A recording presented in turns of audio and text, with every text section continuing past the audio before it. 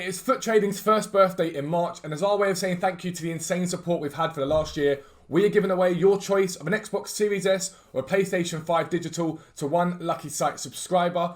All you've got to do is be subscribed on the 31st of March in order to be entered automatically. Now, as a reminder, Tier 1 costs £10 a month, and that gives you access to buying and selling prices for special cards, for icons, for silvers, and for Thursday flips. So much stuff on the website, I'm forgetting what we do. And Tier 2 includes live filters, UCL cards, gold chem styles, and fluctuations, with more to be added in the coming days and weeks. There are multiple updates every day on the site, allowing you to trade 24 hours a day, no matter what time zone you are. Don't forget, if you do subscribe to the website, make sure you join the Discord. There are thousands of people in there helping each other to trade and make the most of it. We've got mods, you've got Dan and I, you've got trusted traders, all the stuff you could possibly want to make millions of coins on this game without having to spend any of your money on FIFA points. So good luck to everyone that enters, and once again, thank you very much for the amazing support we've had. You guys allow us to do this full time. We're extremely thankful, and we never lose sight of that. But for now, let's get into the video.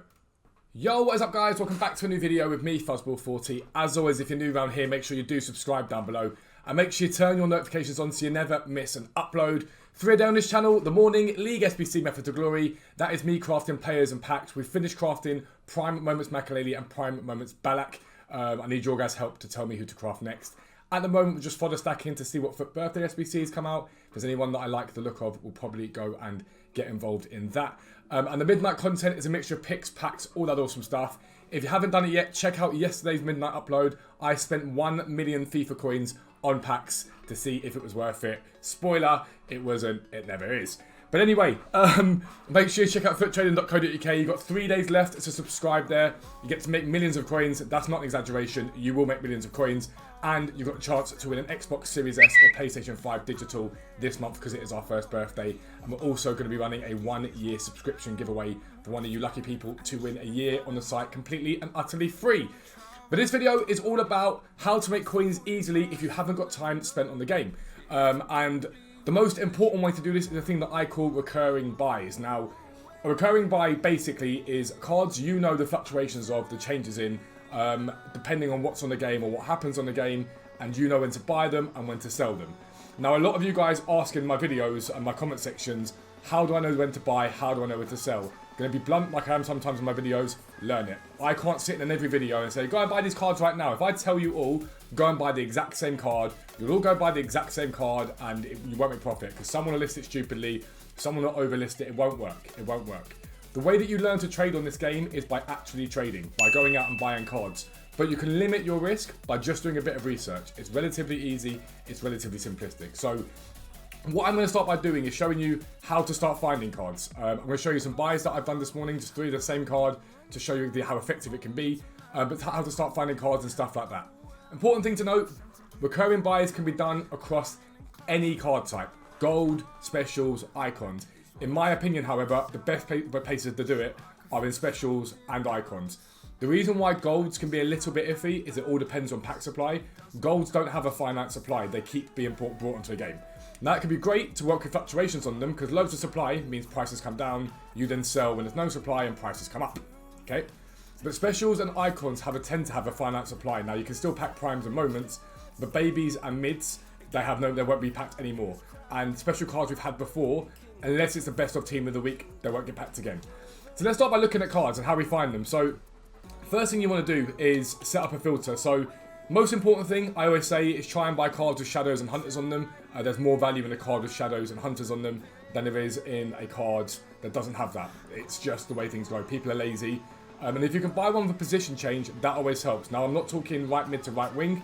I'm talking striker down to centre mid or centre mid up to striker. They cost money. Cams to CMs are 5,000 coins on the game and vice versa. The other way, they cost a lot of money to upgrade. People are lazy. They'll buy them with strikers on them. You can make 3,000 to 5,000 coins more per card if it's got a position change on it. But what I'd start by doing is setting your filter up. So there's 2 ways that we can set your filter up at the moment. Compare price back out is pretty dead. There is a sort of way you can do compare price back out, but I don't like it. You guys know by now, my favourite filter is 10, 20, 30. It always has been, it always will be. So basically what this does is it basically means that the minimum price of any buy now that's going to come up is going to be 30,000 coins. And the reason I like that is it makes people hesitate. People are scared to spend coins a lot of the time. What you can then do is you come up and you've got loads of cards here you can look at, right? Now, bit of advice, I tend to avoid ones to watches unless it's like Party or someone like that's got an upgrade. I avoid ones to watches most of the time like the plague. And I tend to avoid live cards as much as possible. Doesn't mean I don't buy them. If it's a really good deal, I buy them, but I tend to prefer cards that are static. So once you get to this point though, you've got loads and loads of cards on the market here you can start by looking at. You can even go further here. You can literally look at Quadrado, Kunde, all these guys here. And what you can do is you can compare price on them and have a little look at what they're selling for on the market. So this gives you a rough idea that Kunde's value is in and around 50k-ish, give or take. What you then need to do is head over to Futbin and get an idea of Kunde. And we'll get Kunde up now. And I'll show you it on the market. So this is Kunde's card here. Now I'm on Xbox One. It works the same on PS4. We'll click on Market Sales History. You guys know I love this bit of area. And it will tell you what Kunde has roughly sold for. Now someone listed one at 40k earlier on, which is an absolute bargain. But you can see here, his average sale price is in and around 50k. A little bit lower on some of them, a little bit higher on others, right? So we know that's what his average sale price is. So we know that that's what Kunde sells for. So all you've now got to do is go and write down or get a spreadsheet up and put Jules Kunde 82 and what he sells for. So you know he sells for in around 50k. Now, what's going to affect his price? A few things will affect his price. So first is a centre-back French coming on the game will cause panic in his price for 24 hours, but he will bounce back. The next thing that affects his price is Weekend League. All cards tend to be more expensive during Weekend League because everyone builds a team and uses those cards in Weekend League. So as people buy these cards, they come off the market. It's basic economics. If something is rarer and harder to get hold of, it tends to cost more money. Like diamonds, it's so expensive. Basic economics is that. But now what you're seeing here though, Kunde, is there's a little bit of a recurring theme in that he tends to get underlisted quite a bit. 40k there, bids here at 40,250 or 43,000. Another bid here at 40,500, 40,500 on 250, sorry, on another bid. You can see that this is a card that might be quite nice to trade with because you can see there's so many undercuts in the market of him and so many prices that people have won on bid that you can go, actually, Kunde's quite a nice one. And so once you've got the price of Kunde, you head back to the game again. And we'll now go and look at Quadrado. We'll look at Tavernier. Tavernier's a bit of an iffy one, but he's alright, it's not too bad. Quadrado. We'll have a look at Quadrado, we flick through, and we see that 84 is around his price. And then again, you know, annoy you by doing it, we're going to head back to Futbin again. And up here, where we've got Kunde's price, we're now going to look at Quadrado. I'm going to go Quadrado. And we'll click on this 84 Inform. And again, we see it 78, he had a deal at the moment 24 minutes ago anyway. And again, market sales history, what has he been selling for? 77.5, there's 70,000 there, 68.5, 676.81. So you can see that right now, Quadrado on the market is at the high end of his fluctuation. He only, like, every now and then sells to that sort of price. So this morning, overnight, as you know, I tell you all the time, overnight you make more for cards. That's when he reached his highest fluctuations there, 80,000, 84,000, 83,000. But as today's gone on so far this morning, he's hit lows of 70, 71. So now what do you know? You know that Quadrado fluctuates down as low as 70,000 coins. And he goes up as high as 80,000 coins. Now again, this is Weekend League, so you've got to be a little bit careful with that. But now is the perfect time to buy those cards on lows, because as Weekend League sell-off happens tonight, these cards will be undercut a lot because people are going to sell off their teams. So you know, okay, cool, at a high he gets 80, at a low he's been getting 70. So if I pick these cards up at 65 and below, it's going to be very hard for me to make a loss on these cards. Because even if he fluctuates back up to 75,000 coins again, at 65 you've done well. So you get an idea of that, and you repeat that process continually. And you can do that with any card in this game, even gold cards. So if you look at someone like Wan-Bissaka, now, Aaron Wan-Bissaka is, not many people use him in their team anymore, but he's still got a little bit of viability to be used in teams. A little bit of viability. So we look at Wan-Bissaka and we go, okay, cool. This one doesn't even need Futbin. So 5,800 to 6,000 coins is going to be roughly his price, okay? Now, what is Wan-Bissaka useful for? Yes, he can be used in a team, but he's also now realistically a bit of fodder. So you have two options on Wan-Bissaka realistically, because you've got, as we go and buy that one, the option to buy him as fodder, which is the first one. Let's pop him up there for now. You've got the option to buy him to be usable in a team, which is the second one. And the third one is you've got the option to buy him at a low of his fluctuation with shadows on him. And that's what I've just gone and done there, okay? So I'm going to explain each of those for you now. So let's talk about fodder initially. Any gold card at 82, 83, 84, 85 nowadays can be considered fodder realistically. Not all of them, but most of them, like I'd say 95% of them, can be considered fodder. Basically, at the moment we've got Foot Birthday, we're going to get continual supply of cards. Promo packs continually, lightning rounds, all that sort of stuff. And what happens to fodder is it gets crashed for the lightning round, it bounces back. And the reason it bounces back is the demand for SBCs in the game. Now, at the moment, on this game, you have Javier Hernandez's card, Podolski, Palacio, Darwin Machis, Sven Bender and Lars Bender, both sensational cards. Jadon Sancho, meh. You've got the middle prime icon, which ends in 8 hours' time. That'll probably be replaced by something else. And that's pretty much where you're at the moment in terms of demand for cards in the game. It's a relatively decent demand, though, for 83s, 84s, and 85s. So when we get supplier packs, you can go and buy those cards, because you know, and you'll learn, the Wan-Bissaka can get down as low as 4.5 to 5k, and bounces back as high as 6 to 8k. You know that. So that's the first step of it. FODDER is the first example. But then we look at usability for teams. We think, okay, cool. During the week, for example, there are times where you can pick up Wan-Bissaka as low as 4.5, 5k. I've seen it all the time. And at the beginning of Weekend League, he gets as high as 8 to 9k. And we're not talking on the Friday. We're talking on the Thursday evening into the Friday before we get promo supply. Now, it's more difficult to do that when we get a promo, like specific promo, because sometimes it will affect his price ever so slightly. So then what we do is we switch that up. We go, okay, cool. So we can't rely upon him as a standard card, as a standard Wan-Bissaka card. But we can look at him with a shadow on him. Because when you get loads of supplies of Wan-Bissakas, loads of supplies on him, what doesn't happen is you get loads of supply of Wan-Bissaka with shadows on him. So as you see, Wan-Bissaka here now is actually about 7,000 coins on the market with shadow on him. Because I'm going to take these ones off the market now. And I'm going to list these back up. So this one here, I'm going to list up for 6.9. We'll get it for 6.9. The next one here, I'm going to list up for 6.9 for 3 hours. Always leave on the market for that.